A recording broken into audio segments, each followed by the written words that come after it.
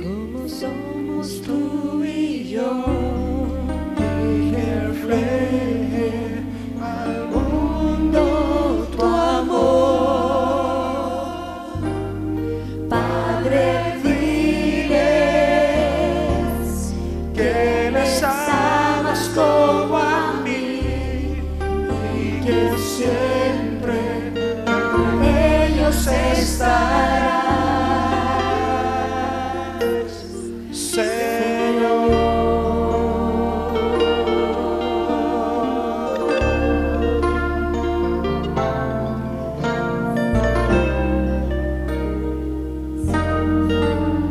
Esa es nuestra oración, Señor. Aleluya. Gracias, Padre. Gracias por este tiempo. Gracias por los fluires de su Espíritu que nos da vida.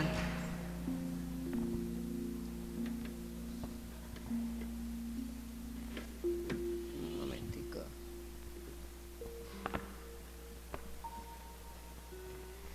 Bueno, la semana pasada estuvimos hablando de ¿qué? ¿Se acuerdan?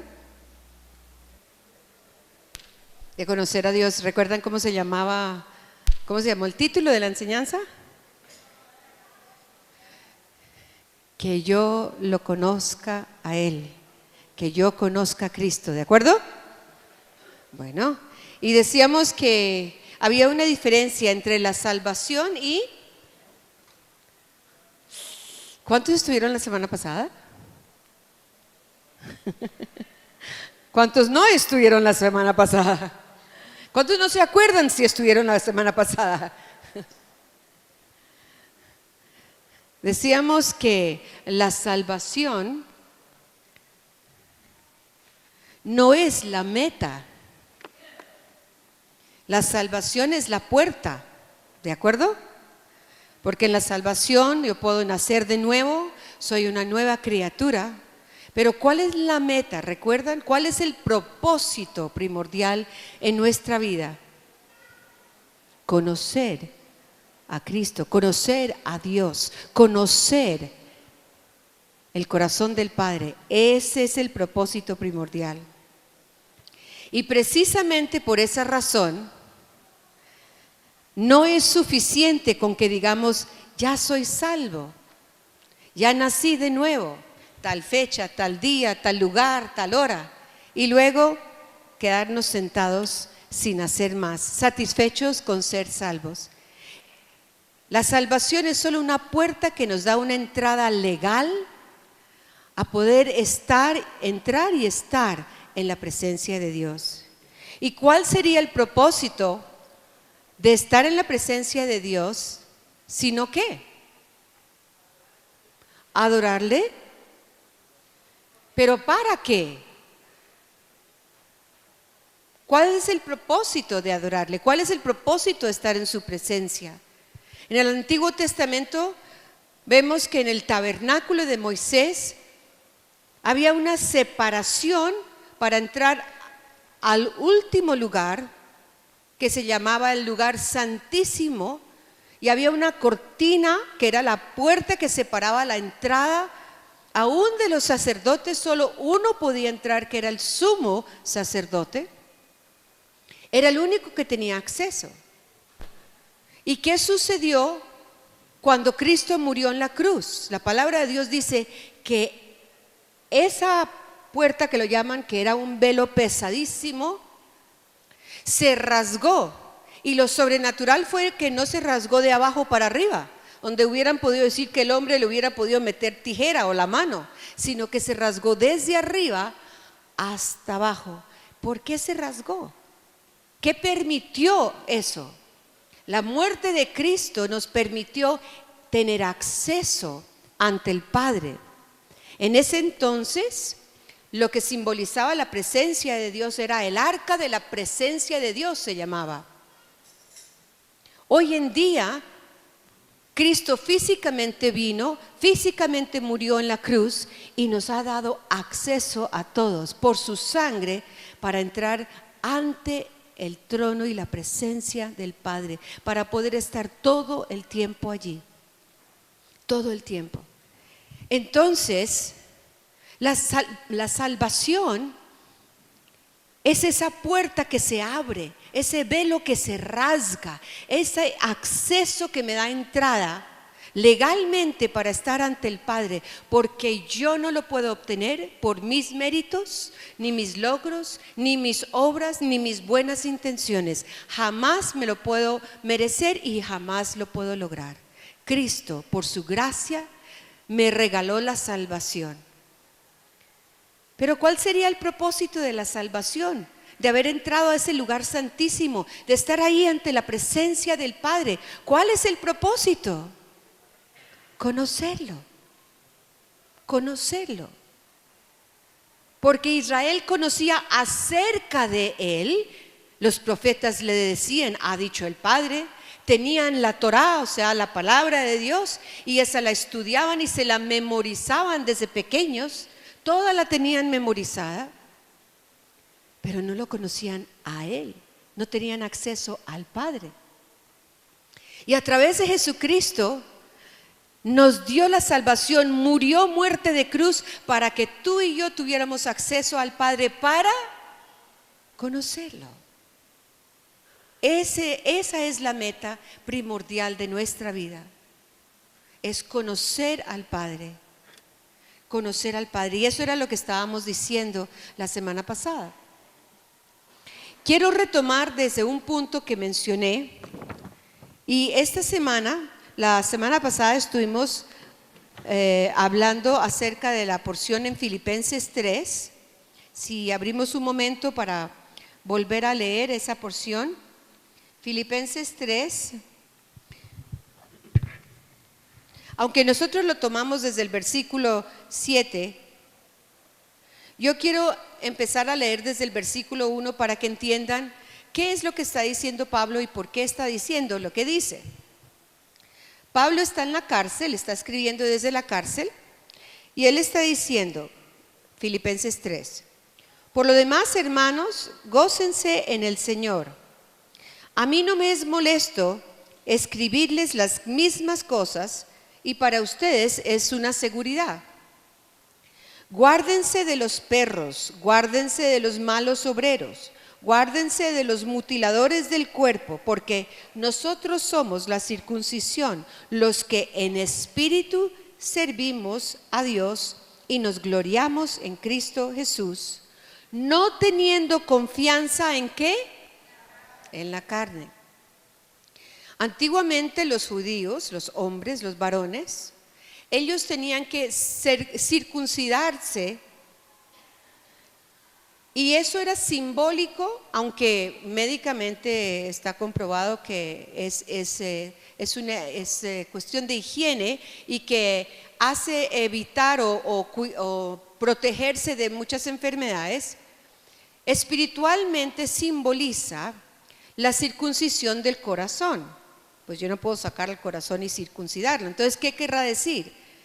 Que si yo no quito de mi corazón tantas cosas, mi corazón espiritual, el hombre interior, la condición de mi ser, si yo no quito esas envidias y esas mentiras, y etcétera, etcétera, pues se me va a contaminar toda mi esencia, toda la esencia de mi ser, y yo no voy a poder caminar ni vivir en la santidad que Dios quiere.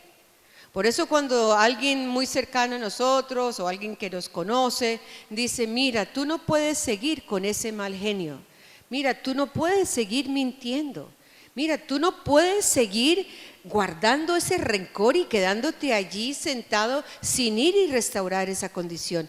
Todo eso envenena nuestro corazón, y lo peor es, no solo quedas tú envenenado, sino que la palabra de Dios dice, contaminas a los que están alrededor tuyo, contaminas a tus hijos, contaminas a los que trabajan contigo, contaminas.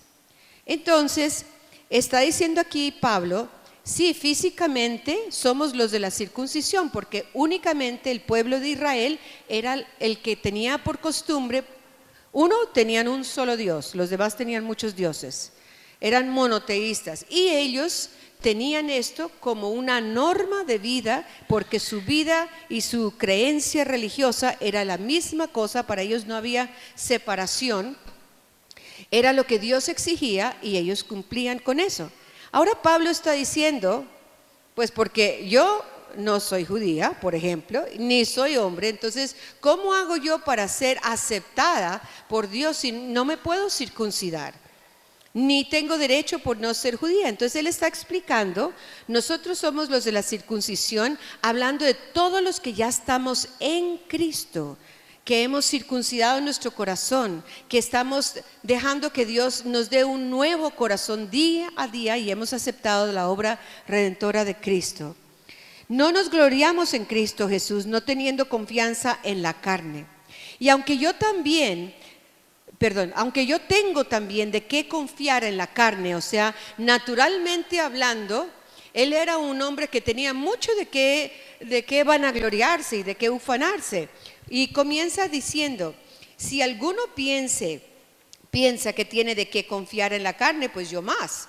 ¿Confiar cómo así? Yo tengo un grado, yo tengo una preparación, yo nací en tal familia, yo tengo dinero, entonces yo me confío en eso.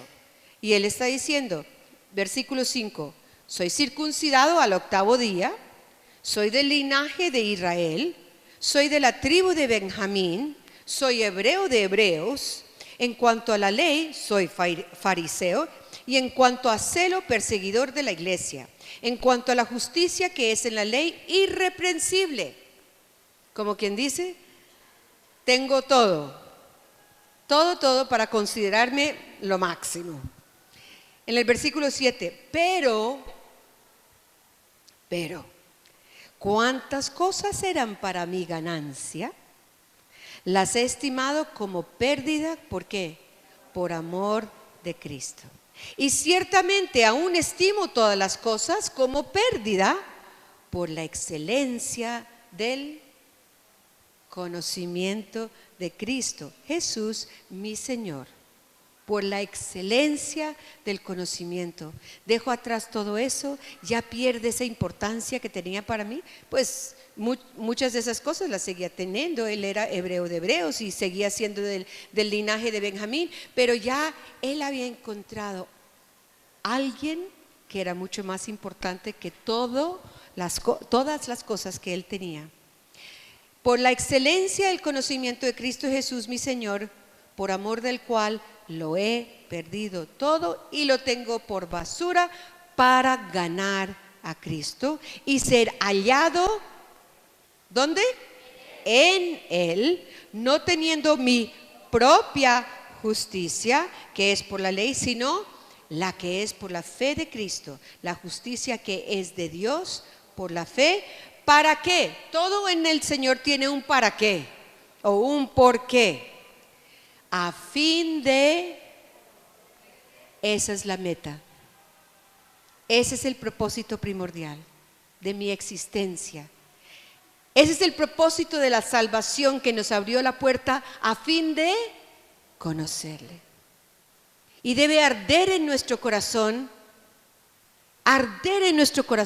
conocerle a Él cada día más y más, a fin de conocerle.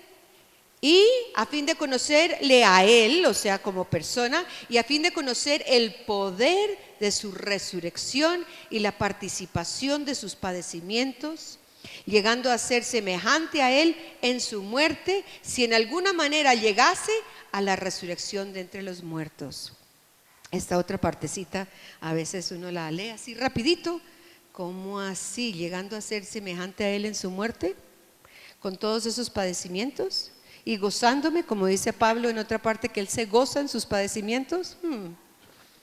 Todavía no he llegado allí. Y hoy vamos a hablar de yo traigo en mi cuerpo las marcas del Señor. Yo traigo en mi cuerpo las marcas del Señor. Y vamos a leer de Gálatas, capítulo 6, que es el último capítulo en Gálatas, versículo 17. Gálatas 17. Aquí Gálatas está hablando también, si cogiéramos el versículo 1, dice: hermanos, si alguno fuere sorprendido en alguna falta, ustedes que son espirituales, comunidad cristiana de fe, ustedes que son espirituales, hijos de Dios, nacidos de nuevo, que conocen la palabra y el amor de Dios, restáurenle con espíritu de mansedumbre. Quiere decir, no creyéndose más que el que ha caído. Considerándote a ti mismo, no sea que tú también seas tentado. Puse aquí 3 traducciones de la misma porción. La primera es la Reina Valera, la que acabamos esto es en el 17. Bueno, esta es la primera parte de la introducción a Gálatas 6.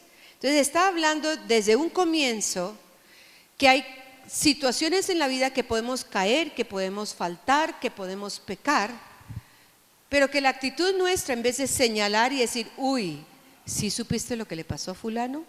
¿Sí supiste lo que hizo sutano? ¿Sí supiste que...? En vez de estar en esa actitud de señalar, nuestra actitud debe ser de mansedumbre y de amor. Y él dice aquí: ojo, porque si no lo eres, tú puedes caer también. Tú puedes cosechar de lo que siembras. Y sigue hablando de sobrellevar unos las cargas de los otros, porque así se cumple la ley de Cristo. Que si yo veo que tú tienes una carga, que yo entro y la llevo contigo, te ayudo, te apoyo, oro por ti, te llamo, demuestro mi amor y mi interés por ti. Porque el que se cree ser algo, no siendo nada, porque en Cristo ya supuestamente hemos ya muerto con Él, ¿no? Ya no vivo yo, sino Cristo es el que vive en mí. No siendo nada, a sí mismo se engaña. Así que cada uno someta a prueba su propia obra, y entonces tendrá motivo de gloriarse solo respecto de sí mismo y no en otro, porque cada uno llevará sus propias cargas. Bueno, y sigue hablando, está en ese tema de siempre estar pensando en los demás, ayudando a los demás, apoyando a los demás. Y en el más abajo, en el 11 dice: mira las grandes letras que les estoy escribiendo con mi propia mano. Todos los que quieren agradar en la carne, estos obligan a que sean circuncidados solamente para no padecer persecución a causa de la cruz.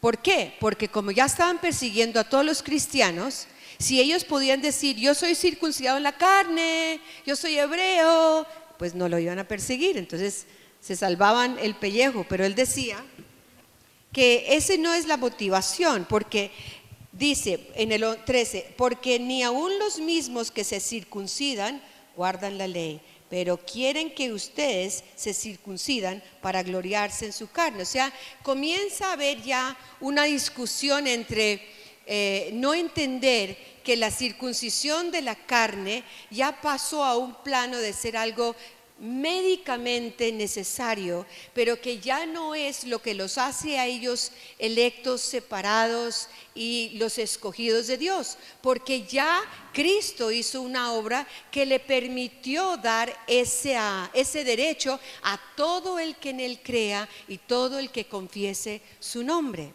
Entonces está diciendo Pablo que a pesar de que los están tratando de obligar a hacer eso, ellos mismos no cumplen las leyes. Entonces, ¿por qué les están tratando de imponer ese peso a ustedes?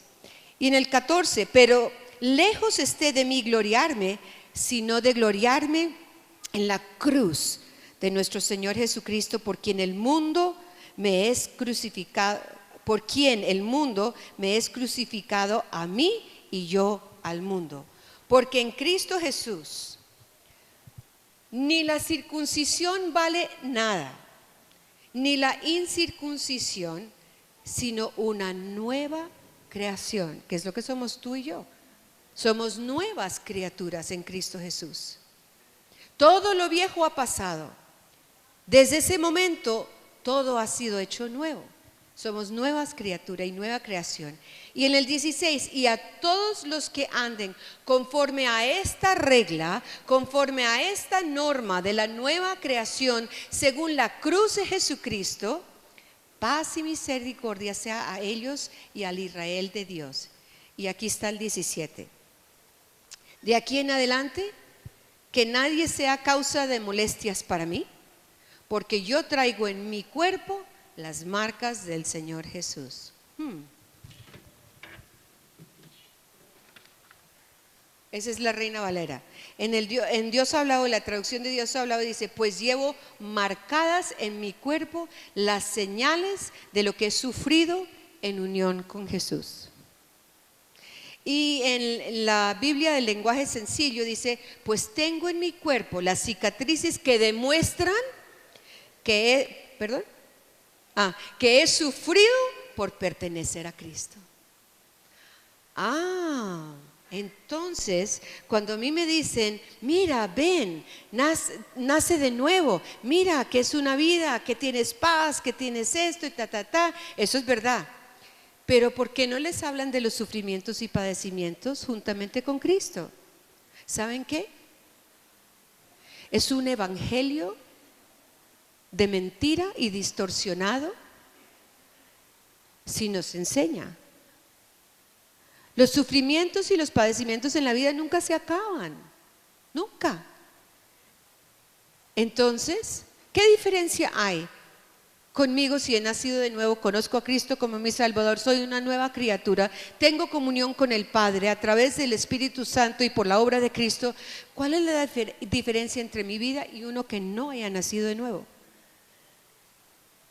Si voy a seguir sufriendo y padeciendo y teniendo circunstancias difíciles en mi vida. ¿Saben qué? Si no sabemos la diferencia, eso es lo que trae desconcierto al cuerpo de Cristo. Eso es lo que trae falta de fe. Eso mismo, no saber la diferencia. O no saber que es que la vida sigue, estamos viviendo en un mundo imperfecto. Las tribulaciones siguen, los padecimientos siguen. ¿Cuál es la diferencia? En Él vivimos y somos y nos movemos y nada es imposible para Él. Y yo he muerto. Todas las cosas pasadas pasaron ya en la muerte que tuve y en la nueva vida y en la nueva creación. Estos padecimientos y estas circunstancias, yo ya tengo al poderoso que vive en mí, y con Él, y Él en mí, y yo con Él, podemos caminarlas para obtener la victoria. Pero mientras las camino y mientras atravieso el valle de Baca, que dice el Salmo que es el valle de lágrimas, no me dice que no voy a tener lágrimas en mi vida, pero me dice que sí las voy a atravesar, y las voy a atravesar en victoria en Él. Esa es la diferencia. Si nosotros no tenemos esa perspectiva, es un evangelio falso que nos han predicado. Es un evangelio falso que nos están enseñando. Nosotros creemos en la prosperidad, por supuesto está en la palabra de Dios, que prospere tu alma, tu cuerpo, tu espíritu, por supuesto. Pero no podemos dejar por fuera, eso es una parte del evangelio, no podemos dejar por fuera, como termina Pablo diciendo: de aquí en adelante nadie me cause molestias, porque yo traigo en mi cuerpo las marcas del Señor Jesús. Quiere decir que Jesús, la obra de Él no fue suficiente y Pablo le tuvo que agregar a la obra de Jesús. No, por eso me gusta ver diferentes traducciones, como la segunda que leímos de Dios habla hoy: pues llevo marcadas en mi cuerpo las señales de lo que he sufrido en unión con Jesús. Sí, lo sufrí, pero en Él hay toda victoria, en Él hay toda paz, en Él hay toda esperanza. Y como dice en la Biblia el lenguaje sencillo: pues tengo en mi cuerpo las cicatrices que demuestran que he sufrido por pertenecer a Cristo. ¿Quién puede decir de alguna circunstancia en la vida que hayas atravesado y que al fin entendiste que solo no lo podías hacer y acudiste al Señor en su palabra, encontraste las promesas, que eso no te fortaleció y no creciste un poco más en conocerlo a Él y en tu confianza en Él. ¿Quién no puede decir eso? Yo creo que todos. Esos son los padecimientos que caminamos juntamente con Jesús. Esas son las señales que tú ves en mí. Tal vez no las veas en mi rostro, espero que no las veas en mi rostro y no me vean así todo el día, con una carga encima. Y siempre me dicen, no, pues usted es la pastora. No, pero usted es el apóstol. No, pero usted, ¿sí? Más blanco es uno. Más pruebas tiene uno tal vez. No, todos tenemos en nuestra vida, todos tenemos pruebas. La diferencia es que yo sé quién soy en Cristo y yo sé quién es Cristo en mí. Y que yo sé que este es un manual de promesas que me dicen que cada circunstancia me fortalece más y me madura más y conozco más al Padre y su Hijo fiel y el poder del Espíritu Santo. Esa es la diferencia. Tú y yo debemos decir exactamente lo mismo. Yo traigo en mi cuerpo las marcas del Señor. Yo traigo en mi vida esas marcas, esas dificultades, esas lágrimas que he derramado. Esas luchas como Jacob con el Señor, que le cambia su nombre de Jacob, el engañador, el suplantador, a Israel, ya la promesa. ¿Cuántas veces el Señor no me ha cambiado? Yo no sé a qué me ha cambiado mi nombre, porque me sigo llamando Marcela, pero es una manera de decir que cada circunstancia que yo logro caminar en esa victoria que ya Cristo obtuvo en la cruz por mí, de la mano de Él, con el poder del Espíritu y la promesa de amor del Padre, ese nombre va cambiando de lo que era yo, de lo que significaba mi vida, a tener victoria en Él. Sigo en eso y seguiremos en eso hasta el día que nos lleve el Señor a estar en su presencia. Esas son las buenas nuevas. ¿Cómo les parece? Esa es parte del paquete. Hasta el último día que vivamos aquí. La diferencia es cómo lo enfrento y cómo lo puedo vencer. Si yo lo conozco más a Él, si lo conozco más en su palabra, conozco más que yo no puedo vivir una vida derrotada. En estos días yo veía un anuncio de una pareja misionera y se veían ya de edad. No voy a decir cuánto porque de pronto mi hermana me pega, ¿no? Ya de edad y decir cuánto, no. Pero bueno, ¿cuál de las dos? Y en México, la guerrilla ya los mató de una manera horrible. Llevaban muchos años allí haciendo una obra bellísima en México. Y yo los miraba y pensaba, una foto muy linda sacaron de ellos sonriente, y yo pensaba, ¿cómo habrá sido la muerte de estos hombres, esta pareja? No nos damos cuenta hoy en día ¿cuántos cristianos siguen siendo mártires? Pueda que sea una muerte física o pueda que sea otra clase de muerte, en que la familia los rechaza totalmente porque son cristianos.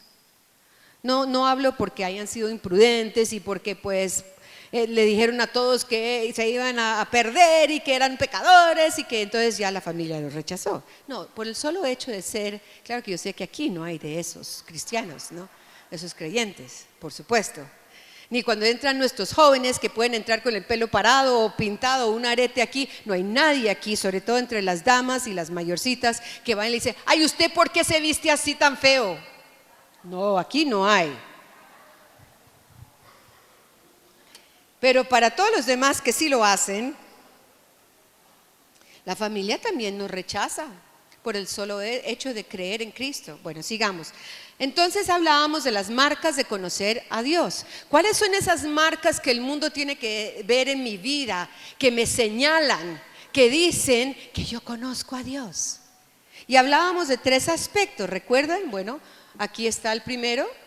Todos estaban en la epístola de primera de Juan. La primera decía que una de las marcas con que me deben conocer, mi vida debe demostrar, o como dice esta traducción que leímos aquí, cicatrices que demuestran o señales que dicen lo que he sufrido. Una de esas marcas en mi vida tiene que ser ¿Que yo qué? Guarde los mandamientos. Sencillo, facilito. Guardar los mandamientos, hacer lo que Él diga. Tengo ahí unos sinónimos para marca, los busqué en un diccionario de sinónimos y simplemente dice que una marca es una señal, una marca es un distintivo, una marca es una contraseña o una indicación, un hierro, una huella. Y yo pensaba mientras estudiaba esto, pues venía a mi mente cuando cogen el ganado y cada ganadería tiene su propia marca, ¿no es cierto? Entonces, ¿qué es lo que cogen para marcar a cada animal? Un hierro. ¿Y en qué lo ponen? En fuego.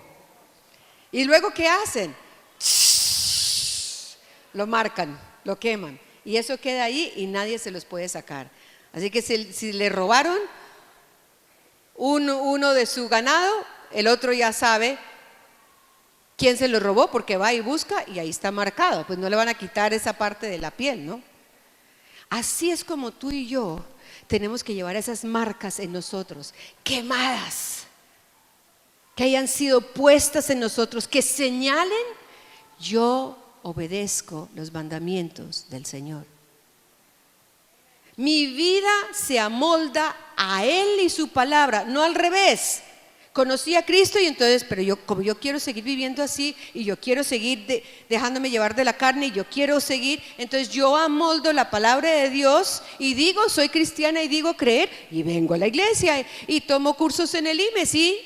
No. Mi vida pasada murió y yo ahora me amoldo a lo que Dios me dice. Segunda marca que yo debo llevar: cesar de pecar. ¿Recuerdan lo que les explicaba? Que cuando la palabra de Dios habla de pecado aquí en 1 Juan 3:6, no está hablando de solo en una ocasión quebrantaste la ley de Dios, hiciste algo en contra. Es una condición continua de cometer el pecado sin remediar y sin cambiar. Eso es lo que la palabra de Dios habla como pecar. Que tú ya sabes que es pecado, que tú ya sabes que es incorrecto, tu manera de proceder, tu manera de tratar a los demás o de no hablarles o lo que sea, y lo sigues haciendo. Es esa condición que dice la palabra, hay que cesar, hay que parar. Y el que conoce hacer esto es porque permanece en Él. La tercera marca era ¿qué?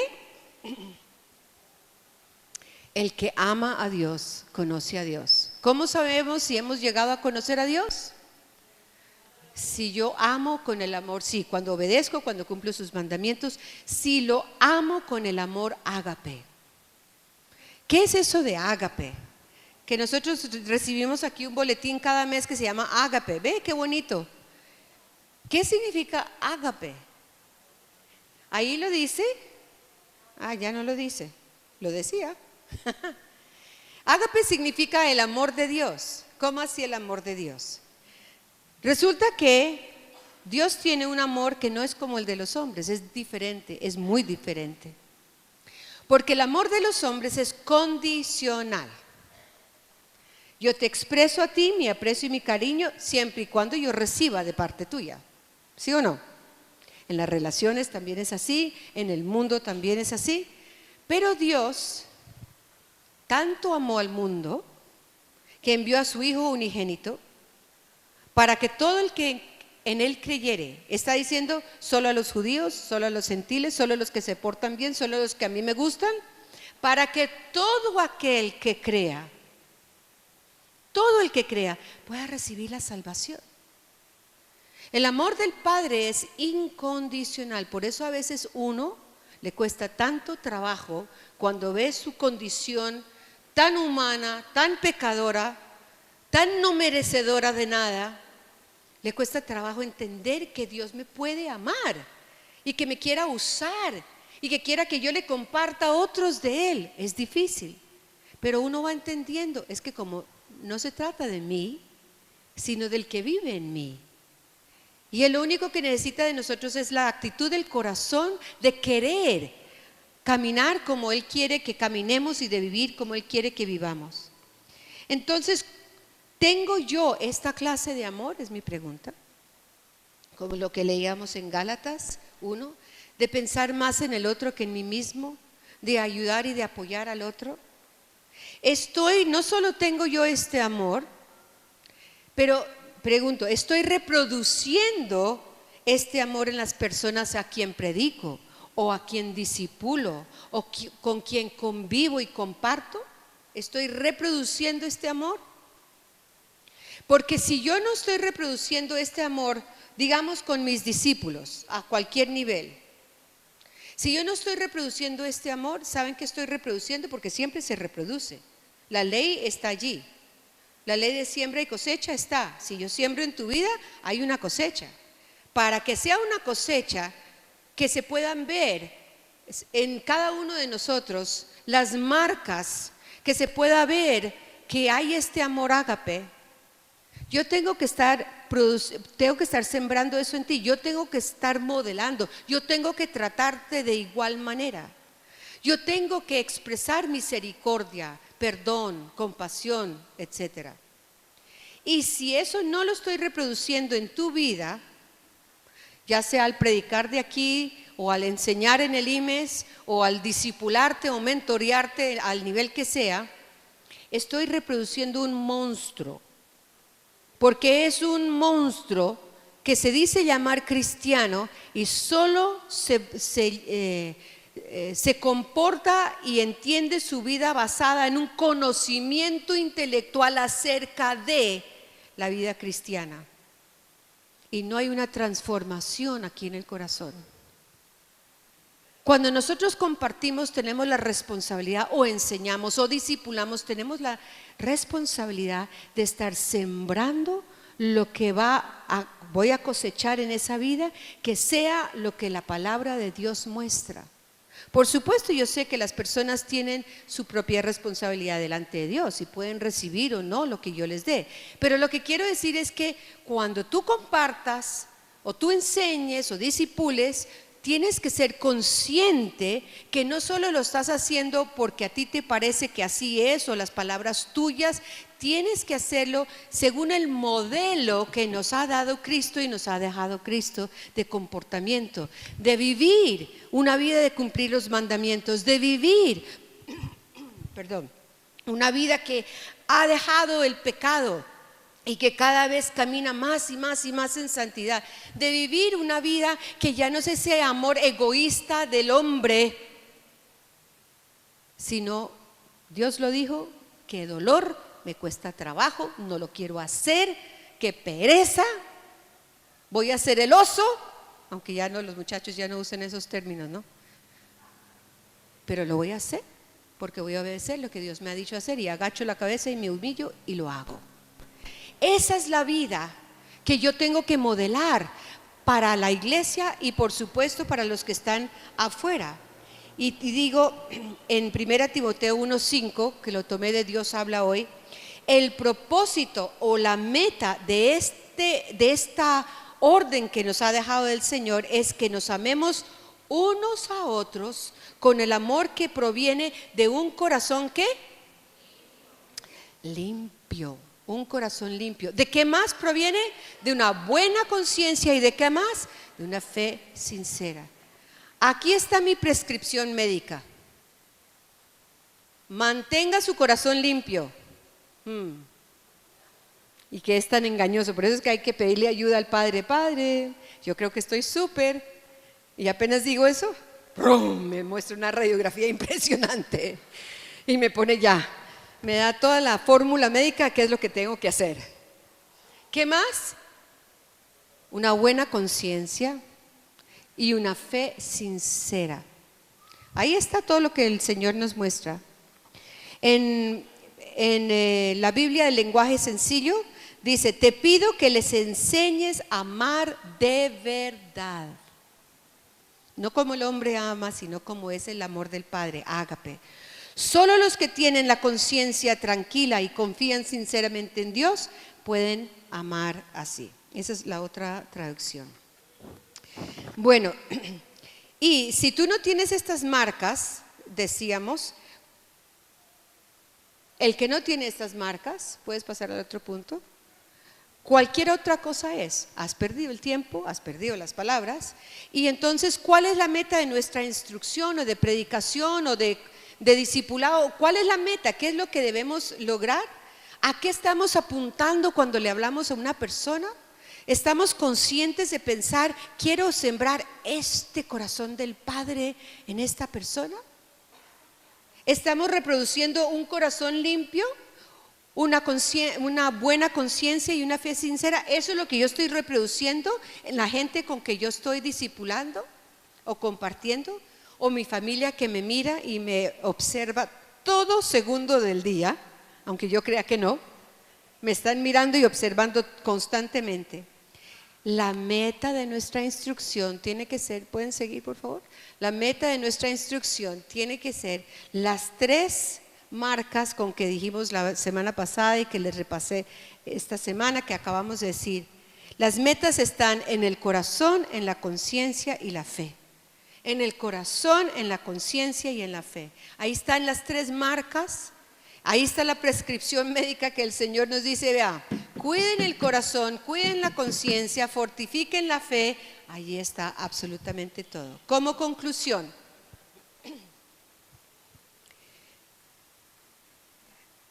yo digo, bueno, observemos a los cristianos de nuestra ciudad, cada uno aquí de su ciudad.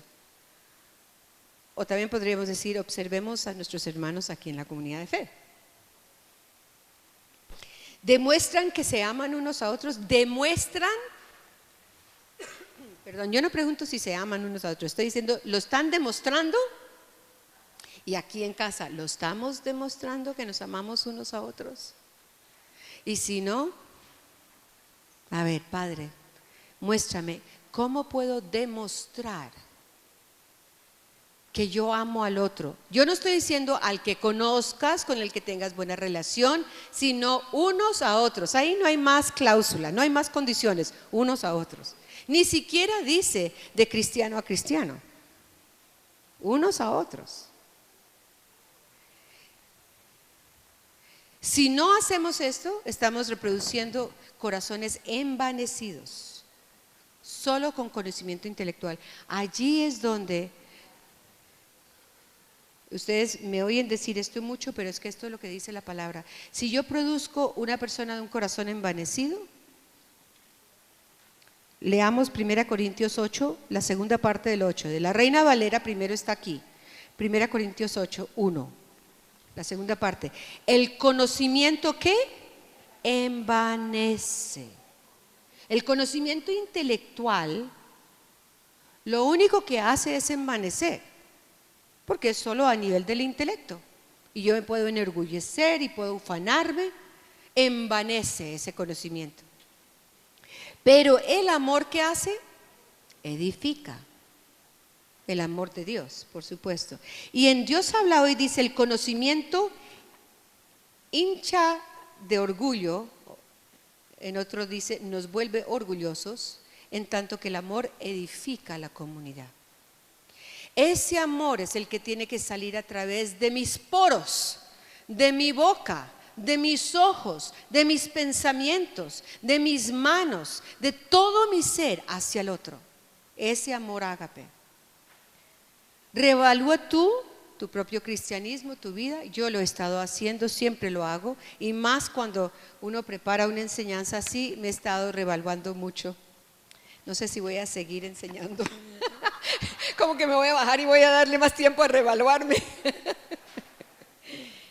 Esa debe ser una actitud permanente en nuestra vida, estarnos reevaluando.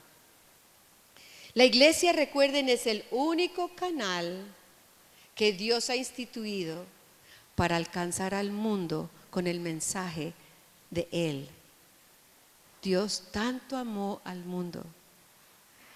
El mundo tiene que ver, la iglesia, nuestros hermanos, nuestra familia, tiene que ver el amor ágape incondicional en nosotros y a través de nosotros hacia ellos, amando los unos a los otros.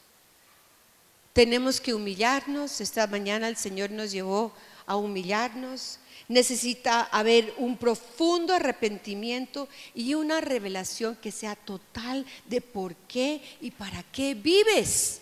Es que tú y yo no vivimos para nosotros, ni aún para nuestros hijos, nuestra familia, nuestros nietos, las generaciones, no. Vivimos para Él y para propagar el mensaje de Él a un mundo que lo necesita. Para eso vivimos.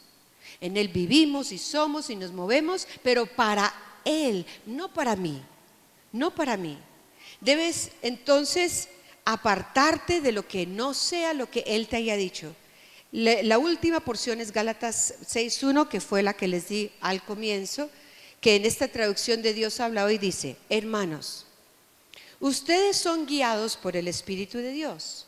Por lo tanto, si descubren que alguien ha pecado, ustedes que son espirituales deben ayudarlo a corregirse.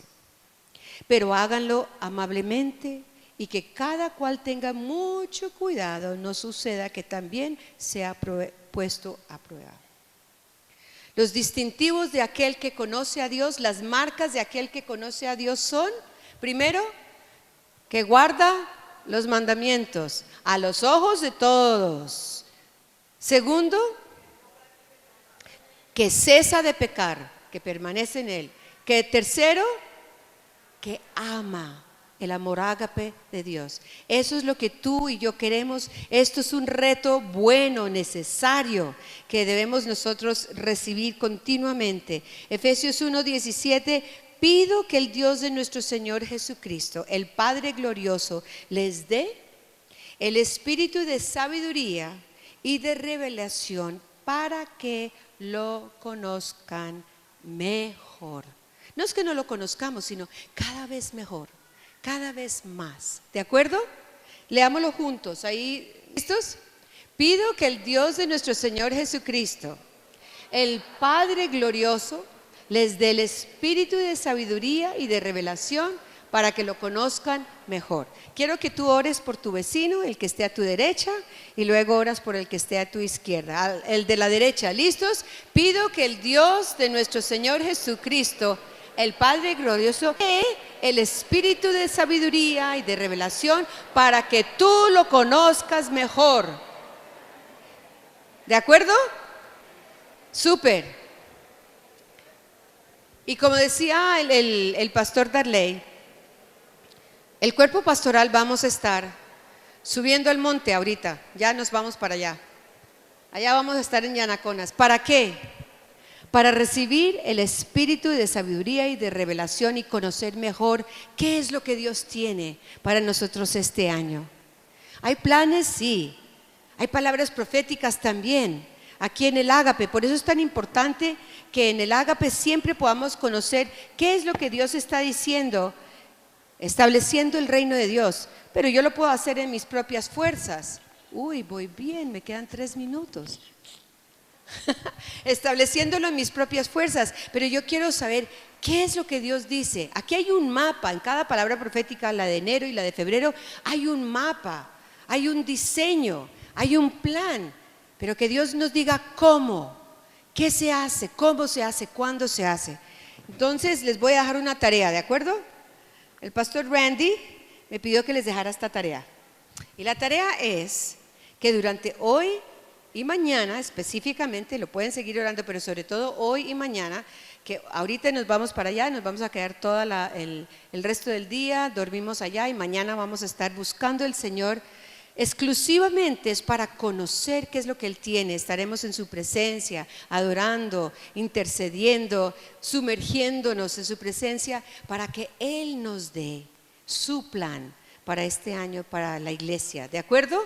Entonces necesitamos que tú, cada uno, estén orando por nosotros para que recibamos ese espíritu de sabiduría y de revelación en el conocimiento, mejorando cada vez más nuestro conocimiento de lo que Dios tiene, no para nosotros, sino para el plan de establecer su reino aquí en Cali, ¿de acuerdo?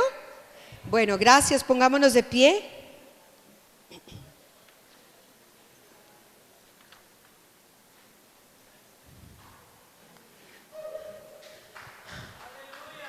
El Padre es bueno.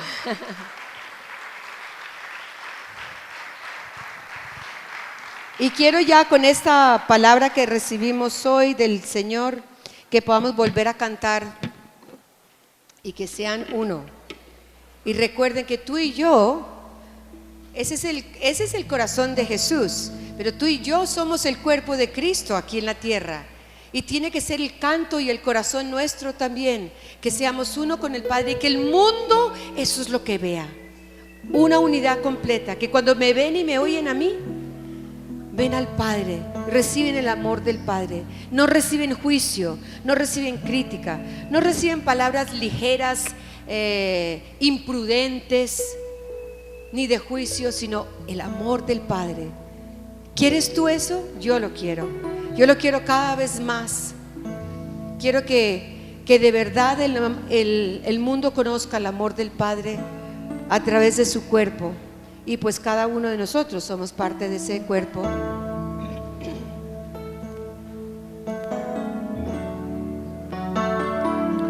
Oh Padre bueno, a ti yo vengo para hacer tu perfecta voluntad.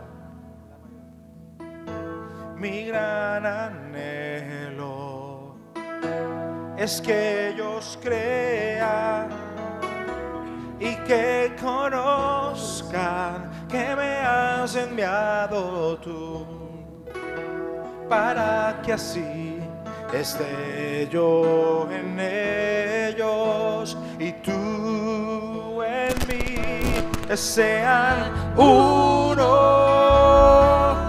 como somos tú y yo, y reflejen al mundo tu amor.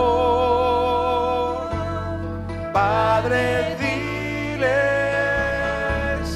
que les amas como a mí y que siempre entre ellos estarás, Señor.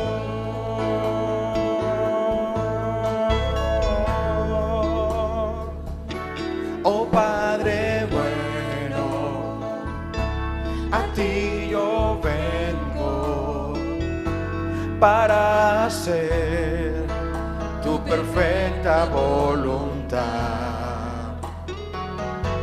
Mi gran anhelo es que ellos crean y que conozcan que me has enviado tú, para que así esté yo en ellos y tú en mí, y que sean uno como somos tú y yo, y reflejen al mundo tu amor. Padre, diles que les amas como a mí y que siempre entre ellos estarás, y que sean uno como somos tú y yo, y reflejen al mundo tu amor. Padre, diles que les amas como a mí y que siempre entre ellos estarás, y que sean uno como somos tú y yo, y reflejen al mundo tu amor. Padre, diles que les amas como a mí y que siempre entre ellos estarás, Señor.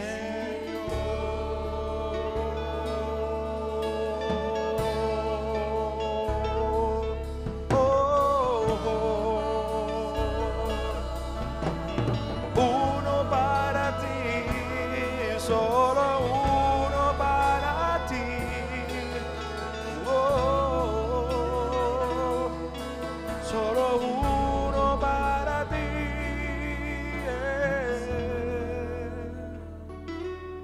Señor.